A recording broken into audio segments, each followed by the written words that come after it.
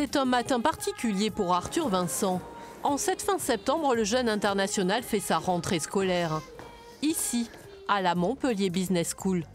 Une école de commerce réputée au cursus exigeant. 3 années d'études post-bac, avec à la clé un diplôme de management, à des années-lumière des terrains de rugby. Les soirs, on se dit, bon, demain après-midi, je fais la sieste, je vais pas en cours, même si on est off. Donc ouais, après, il faut... Après, voilà, j'ai encore papa et maman qui sont derrière moi pour justement me pousser, parce que c'est très important et il faut pas lâcher, quoi. Mais sinon, après, ouais, c'est une maturité à acquérir et une autonomie aussi, donc des fois, c'est compliqué, ouais. Avec Arthur Guigues, son coéquipier, ils sont les seuls joueurs du centre dans cette école. Le club finance les frais de scolarité, 12 000 € l'année. L'école, elle, propose un programme à la carte aux 2 sportifs. Un arrangement qui a permis à Arthur de valider sa première année cet été, entre le titre de champion du monde des moins de 20 ans et la reprise avec les pros du MHR. Aussi indulgent qu'avec les autres étudiants. Alors c'est vrai que c'est un équilibre difficile à trouver, parce qu'on a des étudiants qui poursuivent leur scolarité normalement, et à côté de ça, on a ces étudiants sportifs de haut niveau, qui on doit aménager le temps de travail et le temps de réussite.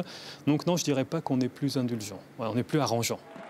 La veille, Arthur Vincent démarrait son premier match en top 14 à Lyon. 50 points encaissés.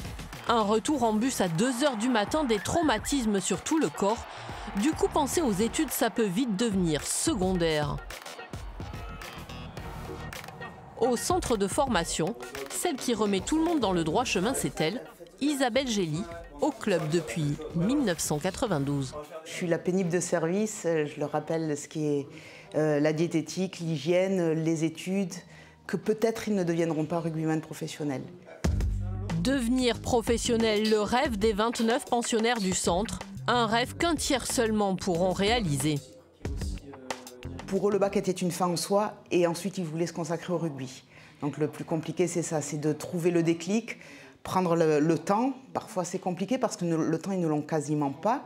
Et pour pouvoir ensuite signer pro tout en ayant réussi leur parcours au sein du centre de formation. La journée d'Arthur, elle ne fait que commencer. Il est 14 h, juste le temps de penser quelques contusions dans les mains du kiné, avant de retrouver le terrain d'entraînement, aux côtés des pros, pour une toute autre leçon.